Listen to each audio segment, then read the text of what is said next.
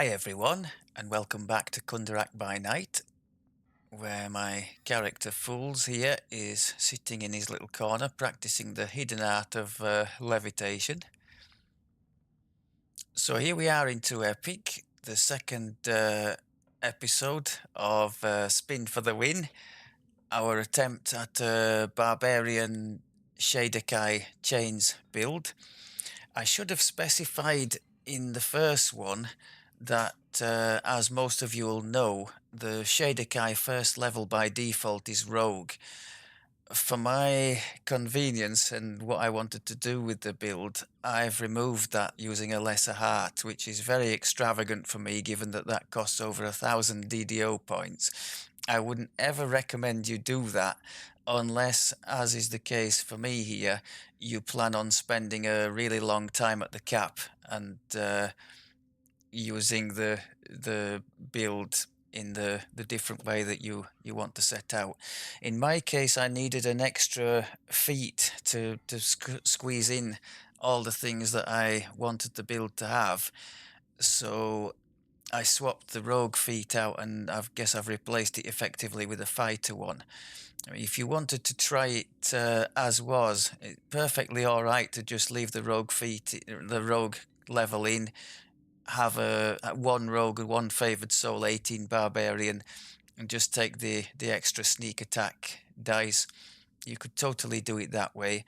And if you're on a character who doesn't have a load of racial points, you can still invest heavily in the Shadekai tree, which I would recommend you do, because these chain attacks, as we've already seen, are really good. I mean, one thing to point out, for me at least, that I hadn't been aware of, the range, because it's a chain, the range extends way beyond the normal sort of AoE range, like the, let's say, the quick cutter that we've just acquired.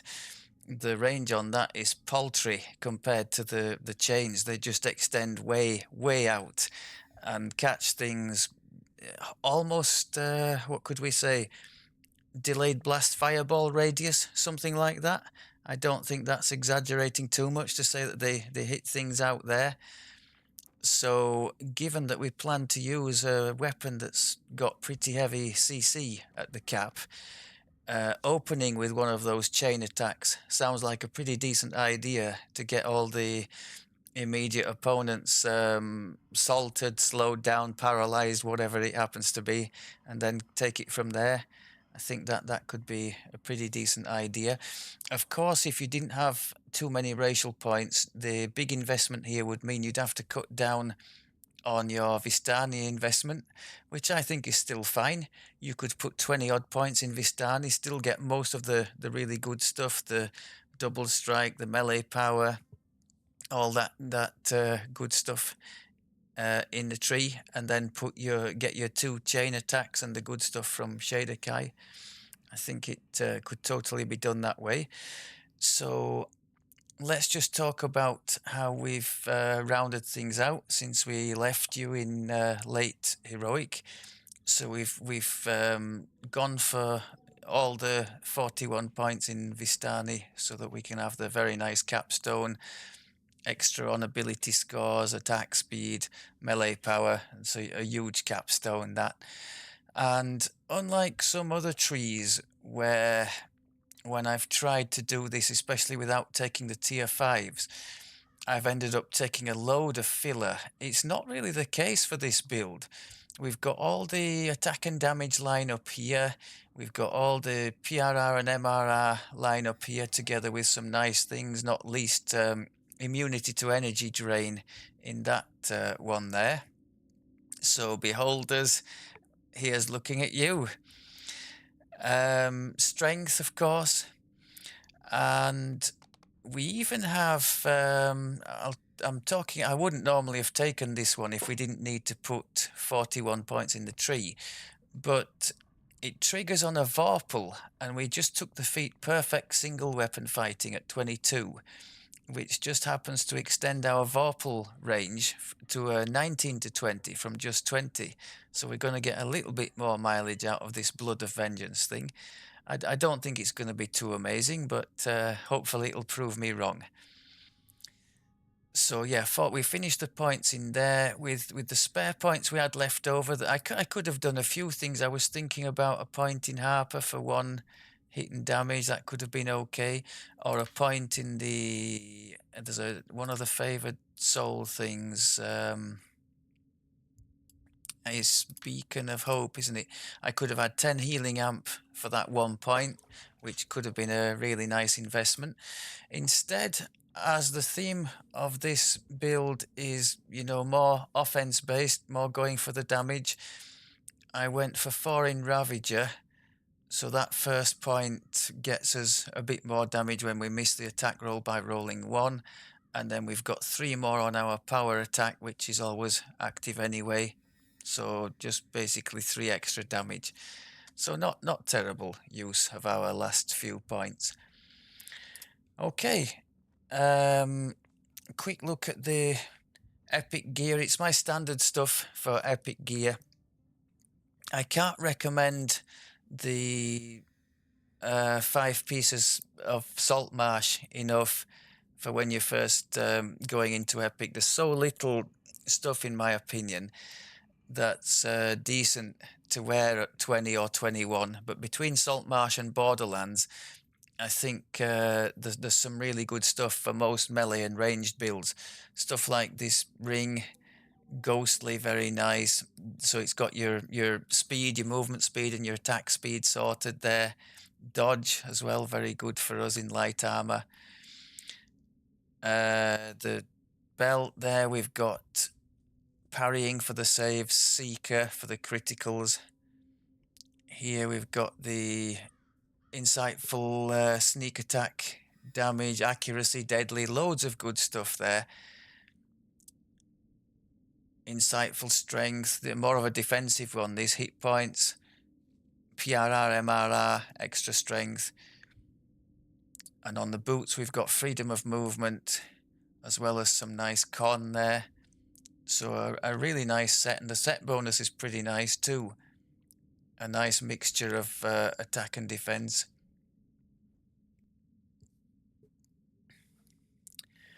What's an example of a nice... Oh, that one. That's a nice piece from the Borderlands. Whispering Ring. Insightful sneak attack if you didn't have it anywhere else. Quality, accuracy, and deadly, which stack with everything else. So not bad at all. Stuck with the 3-piece Shan set, part of the family, which are very nice too. We've got Kenneth Combat Infusion on that one. We've got Relentless Fury on this one, as well as Armor Piercing, True Sight. So yeah, we're not too badly geared.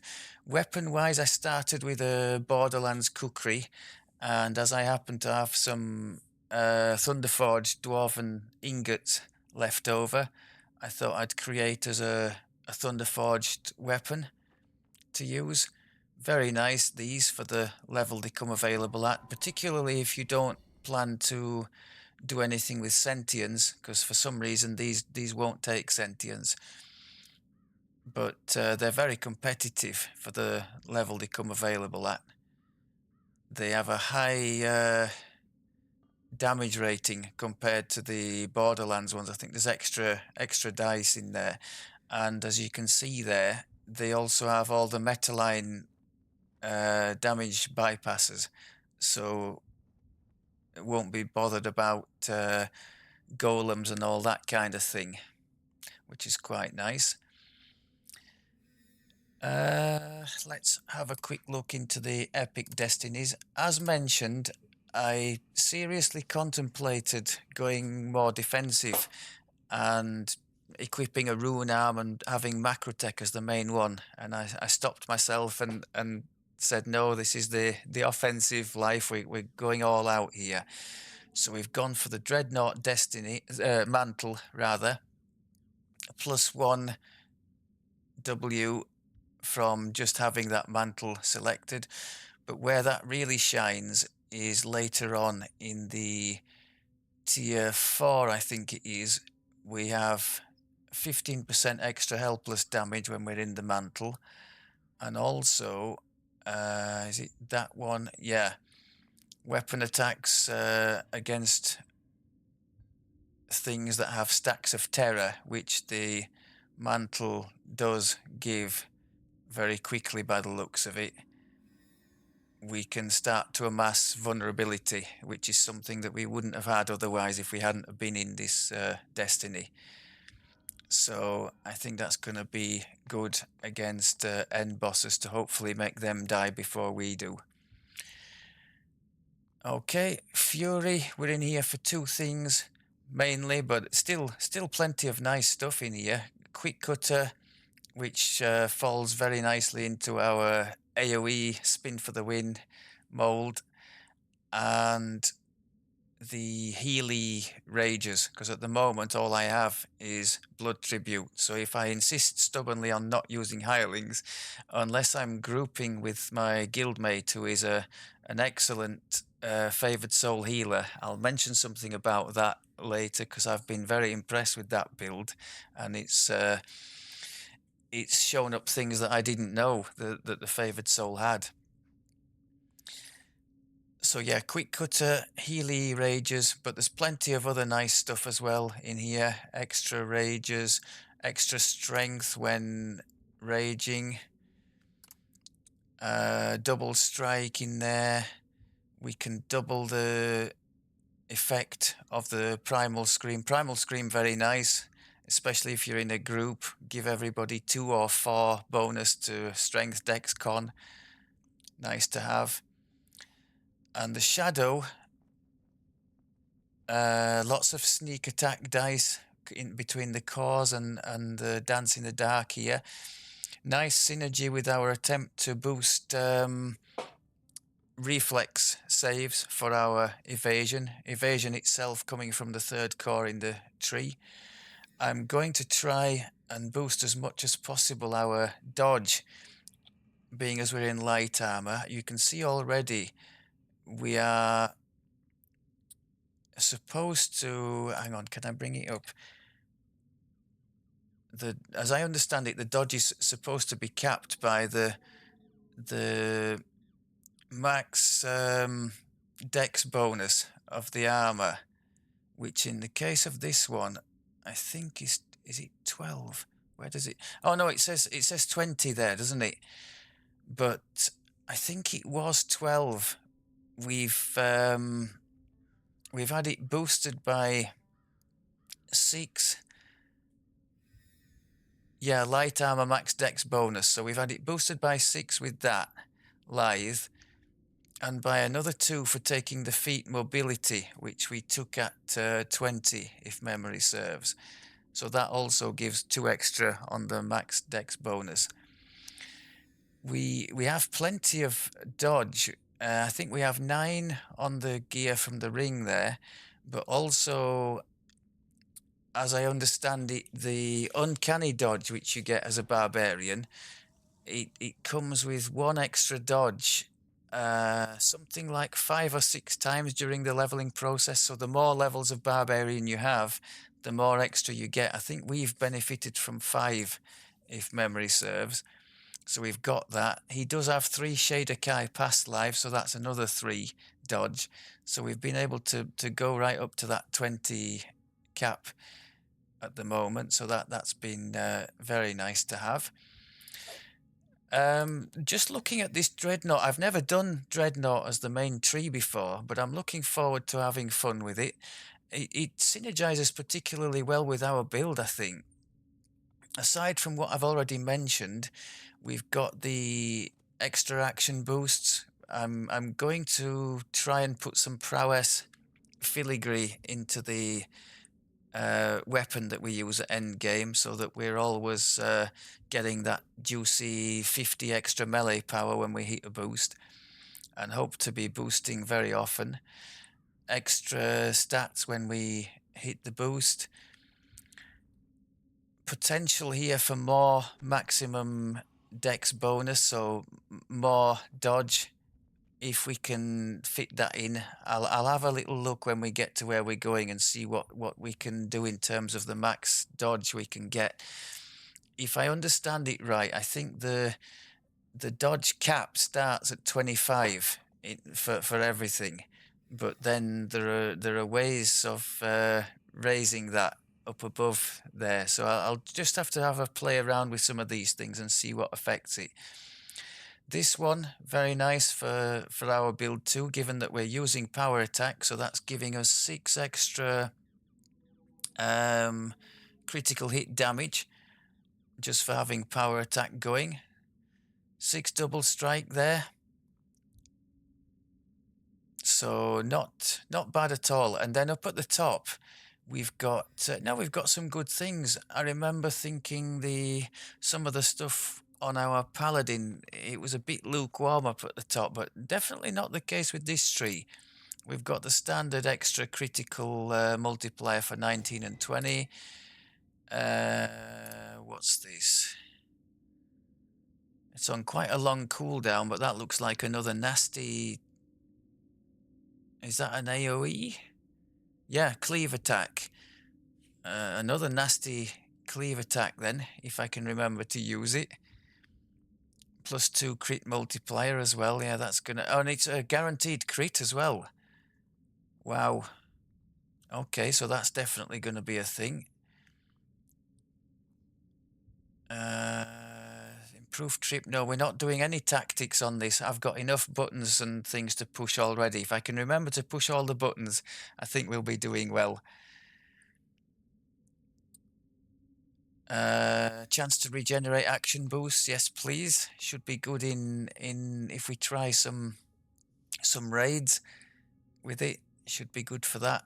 And then the action hero, the epic moment. Particularly looking forward to this because we've had a spate of kind of lukewarm epic moments, haven't we? Until I swapped the paladin into the go big thing, which is obviously a bit more defensive than offensive. We really didn't have. I think the Crusader, we didn't even use the epic moment, did we? So it's nice to have something like this. This looks really tasty. Big bonus to melee power. The usual haste. It's like a haste boost as well, but haste boost on steroids.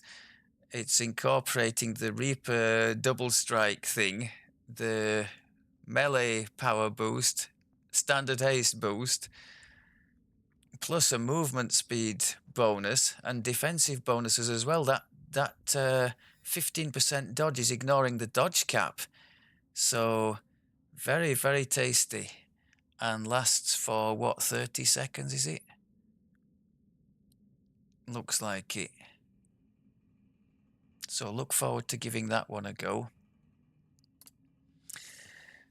So yes, we've acquired some new buttons to press, haven't we, since last time we were with you.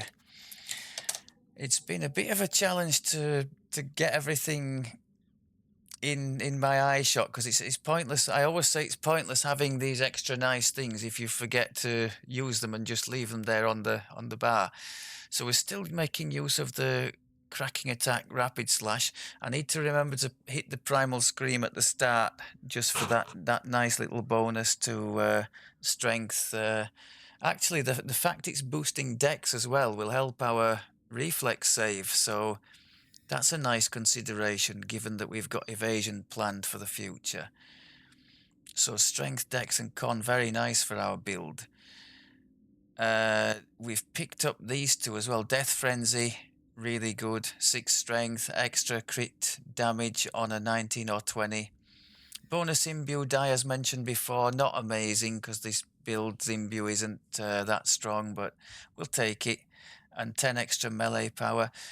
The Vistani thing, it's a bit of a lottery, isn't it? I think my favourite there, given what we're trying to do with the build, is the swords. 15 melee power is nice for a minute. So just got to remember to click those every minute. This one, the Divine Will, we didn't have that either, did we? Our Battle Trance. In the fullness of time, I'm going to use a swap-in weapon. It's still got all the Paladin's charisma stuff on at the moment. I'm going to change it all over to Wisdom and try to swap to that weapon, hit the trance, swap back to the weapon we're supposed to be using, give us 2 minutes of beefed up power. I think that's about it for the extras. So we've basically just got these two on a minute's cooldown that I need to remember to keep hitting, and more charges of the Reaper's double strike. Where are we at with the double strike business now? So we're still below 50% with that. But when we hit if we have both going together, the rapid slash gives us 20, so that takes us up to 65. And Reaper boost is another 30. So we're almost at 100 if we have the two going together. And that's the point at which we should get the most joy out of our nasty AoEs that we've got now. Okay, I think that's about it. So let's go ahead with the attempt at the quest we have. I'm going to do something really stupid here. We're going to try and do the Haywire Foundry without any positive healing whatsoever, relying just on the blood tribute, which unfortunately I think they only last for a minute, and it'll stack up. But I can clear the stacks at a shrine, can't I? So maybe we'll not be too terribly off. We'll see.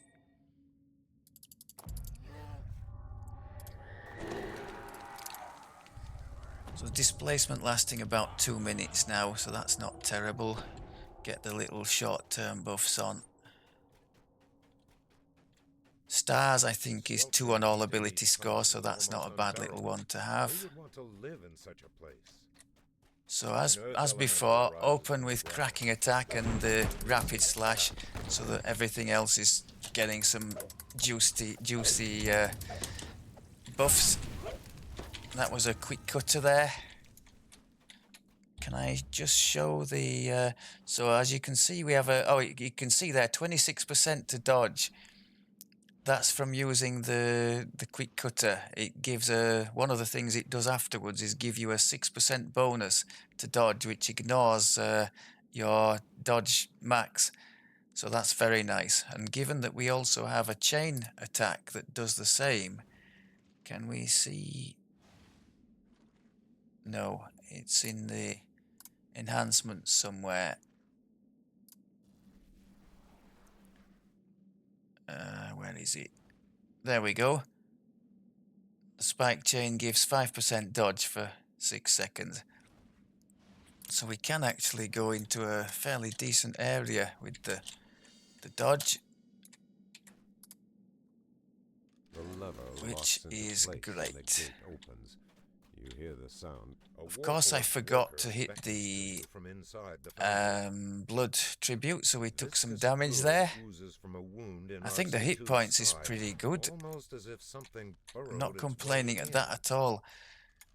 It's the first time I'll have played a barbarian at the cap, so hopefully, even without investing too much on the defensive side, we might end up with a decent tally of hit points to give us a bit of chance of surviving some of the nastier encounters.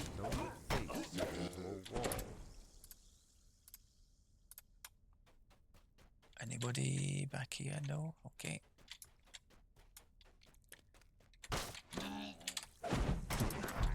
Lovely stuff. If I do the sprint boost, can I avoid these traps, please? No, we still got hit by them. Okay. Renew blood tribute. I've noticed displacement's gone. We need to renew our buffs. Let's see if we can quick cut to these guys. Yep, beautiful. Okay, let's just renew.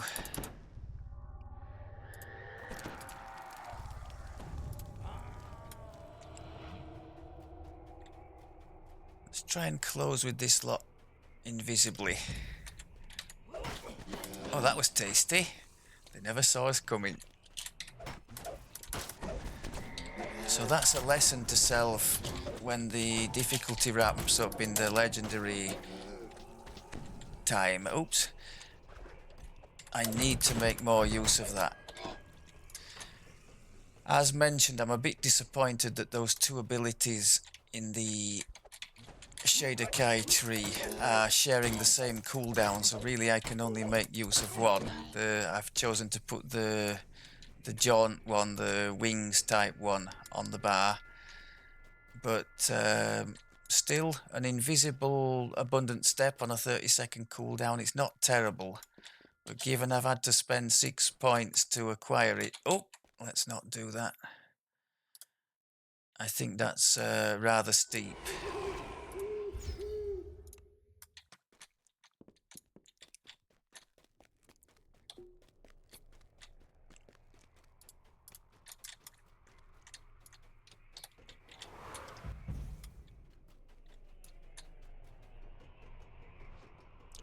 Sprint boost is another nice element from the Frenzied Berserker tree.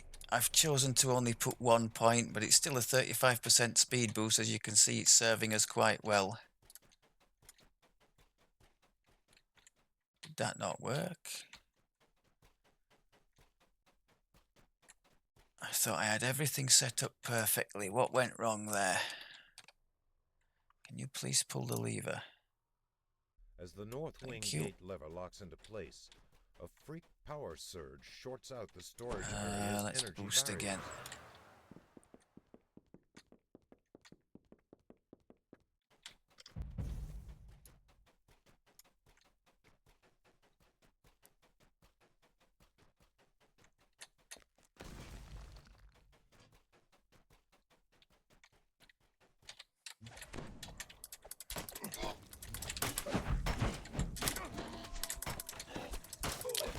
This is what I don't like. People not grouping up for us. Okay, let's just renew the buffs.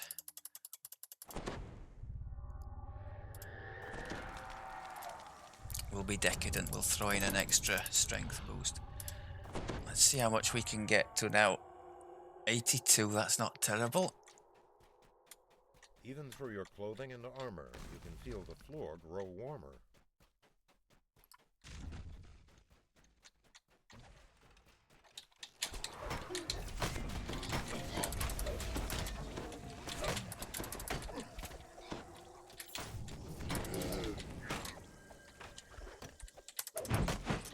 Happy days.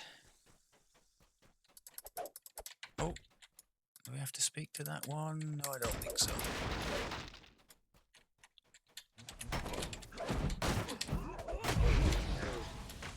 That was quick cutter. I always try and prep it by doing the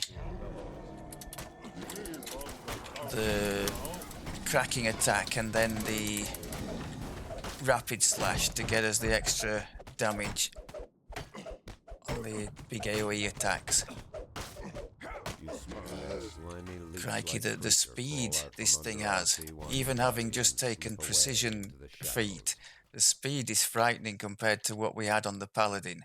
Nothing against Paladins, by the way, it was just the way I'd built it. I'd built it as mentioned, and as you've seen, if you've seen any of that series, I'd built it extremely defensively. To the point where it could do tanking in some of the public raids quite nicely. Right, I'm sorry about this, Rana, but we are a bit limited in our healing potential, so you're going to have to bite the bullet. A heavy lever locks into position, opening one of the north wing gates.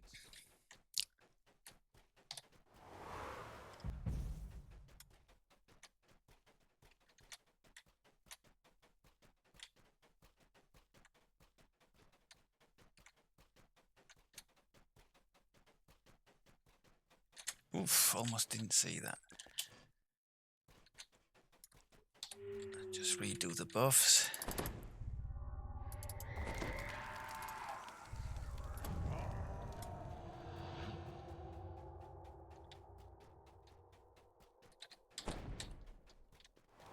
I've been criminally underusing the coins and I need to get used to clicking on all those buff buttons. These two, the coins and the death frenzy.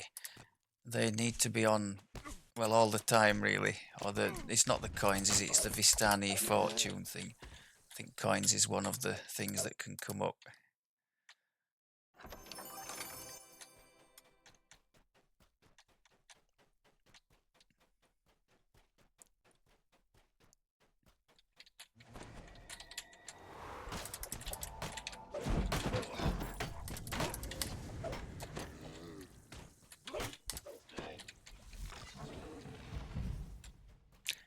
Dogs, are we still invisible? Yep.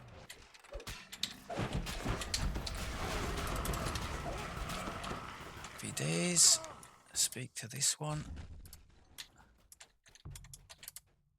Ooh.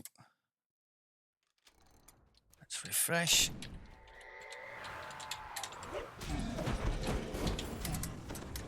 Blimey, they didn't last long, did they?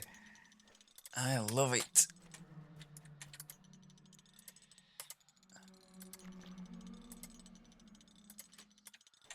Need to remember to swap the weapon if facing ooze, because as mentioned before, unlike the paladin, we don't have...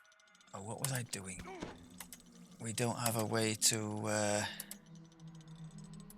have 0 damage on the weapon not being in the Divine Crusader tree.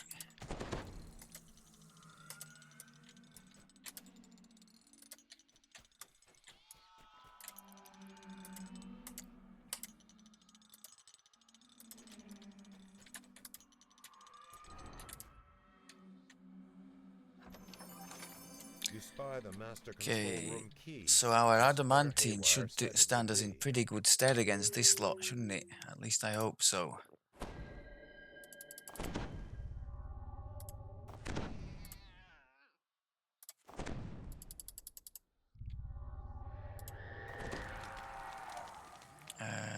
That one, this one.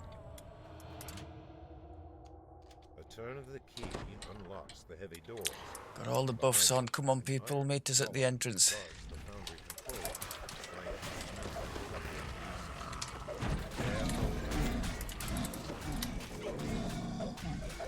Oh, Fear Reaper, I hadn't seen him.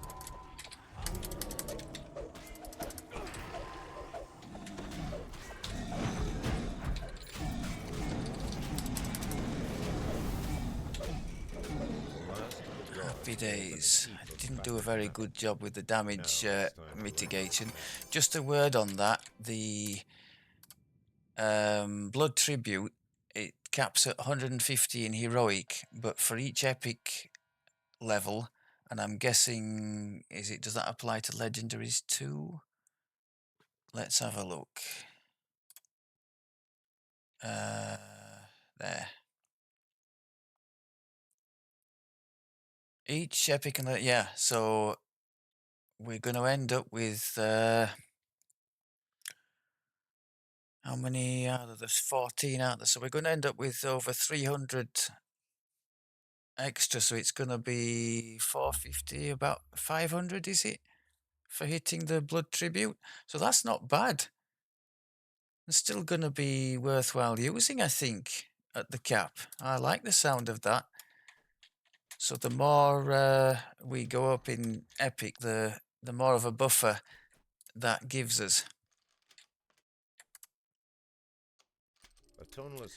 So if trying to do silly things like go through without any healing at all like this, it does at least give me a chance to survive in the lower levels of difficulty.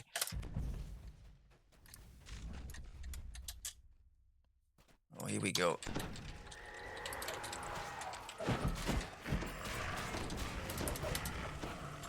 That's the 2 chain attacks going in there.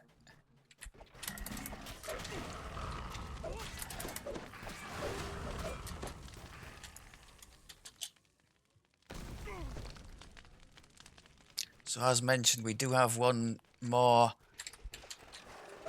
layer to add to this AoE arsenal. That will be the whirlwind attack, which comes at 24. I think I've got that slated for. Haywire's voice is heard from a nearby 4 minutes until self-destruct.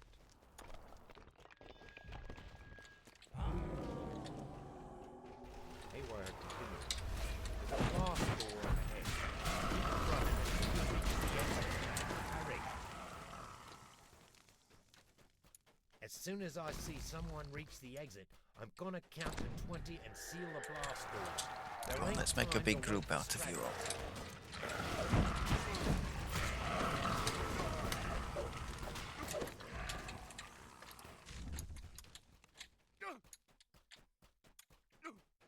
It's going to take me a while to get used to all the different little buttons and things, which it usually does with the melee. But I'm hopeful. We did all right with the paladin, albeit that was very forgiving.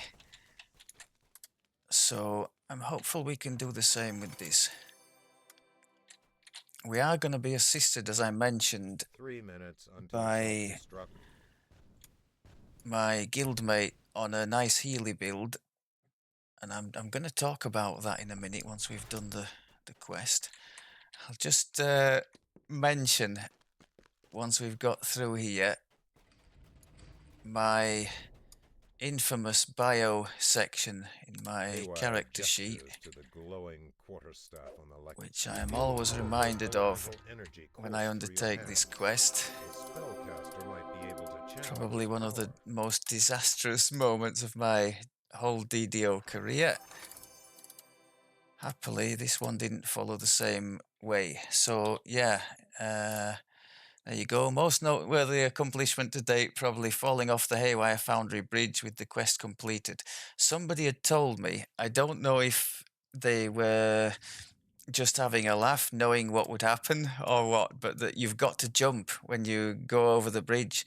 And when you jump, it kind of shifts you to one side if you're not careful, and you fall down to the place below. You've no way to get back up then and complete the quest. And I did that twice with the quest fully completed. So that was utterly soul destroying. But yeah, I wanted to mention, what else have I got on the notes here before we talk about Favoured Soul?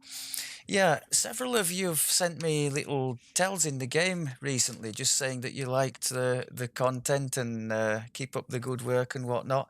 It means an awful lot because I know it's cliched. Everybody seems to say this on the YouTube that I watch, but for me personally, I went for a long time playing the game completely alone. So to have got to the stage where we have a little community now, swapping a few ideas and things with some of you, and meeting some of you in the game, having you say hello, it means an awful lot. So I just wanted to say thanks for those of you who've taken the time. What else have I put here? Oh yes, of course, towards the back end of the heroic life, I did some Wayloon with my Healy guildmate, and I can't tell you how awesome it was to go in there for the first time and hit the chains people with my own chains and come out on top. It was, it just felt like justice being done, because the number of times I'd just been sat there being beaten to death by those dizzying spiked chains, to give them some back. The only thing left on that particular list is to do a castrati and go into the best laid plans and annihilate the technicians. That's definitely on my bucket list. I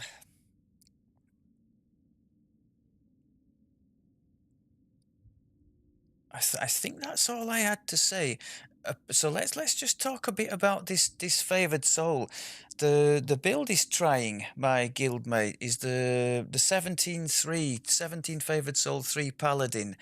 It's Rabid Fox has done a very good write up in the forum on it, if anybody's interested.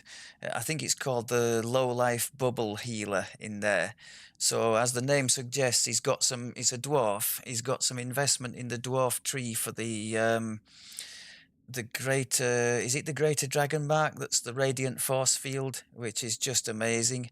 I think when you get that to the cap, they have about 30 odd seconds of duration, which should be enough for any like Doom Reaper or end boss. And I think, what do you get, about 4 or 5 of those per quest? I think it's only on about a minute's cooldown as well. So awesome stuff that for a like defensive support build. And but the other stuff that they get, these favored soul, it's in the, is it called the beacon of hope tree? Some of these Healy beacons that just jet out from the character, very cheap as well on spell points. They look really nice.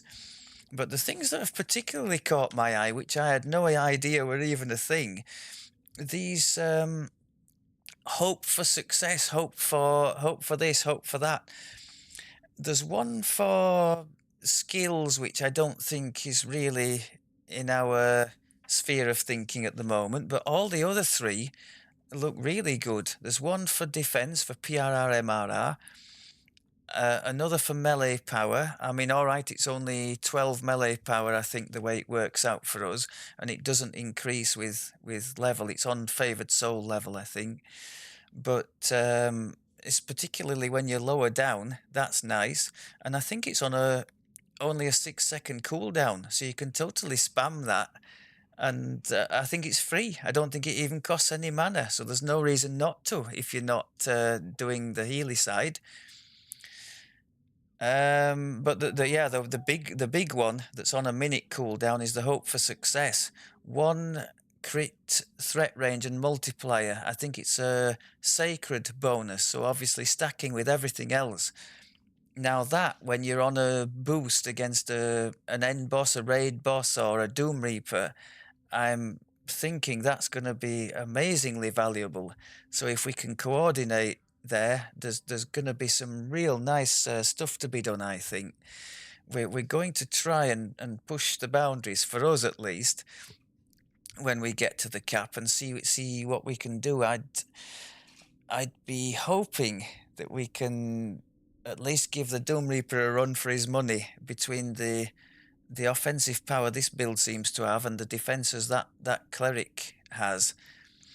Also, defenses, we have the uncanny dodge here for a nasty situation. So, yeah, I think we should do okay.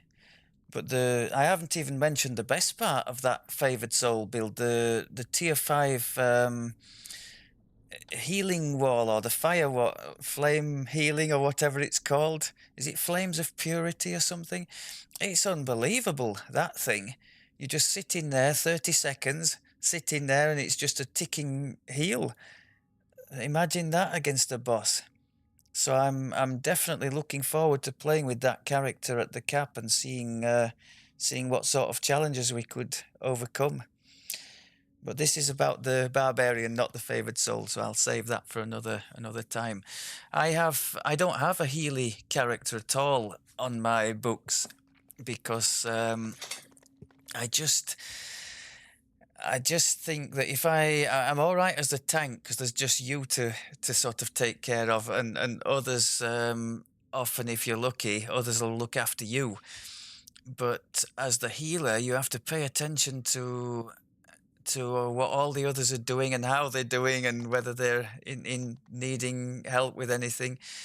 I think I'd struggle with that, maybe get a bit stressed out and have people getting upset at me. So maybe the healer is not the best class for me to do, because as you'll have seen if you've followed the channel for a bit, my attention to things is not the best, like going the wrong way and missing very blatantly obvious details. So what's this here? We've got somebody here from a awkward moment alliance just materialized next to us. Hopefully not a prelude to an awkward moment in the game. That being said, thank you very much as always for looking. I'll be back soon enough with the late Epic edition, at which point we have interesting things like evasion and what else do we have? Oh yeah, it's going to really start taking shape at 26, isn't it? We're going to have evasion. We're going to have this vulnerability from the legendary Dreadnought Mantle. We're going to have the Healy thing from the Primal Scream. So yeah, I look forward to climbing further up and seeing what we can do up there. Thanks very much for looking. Happy questing to everybody, and I'll speak to you soon. Take care.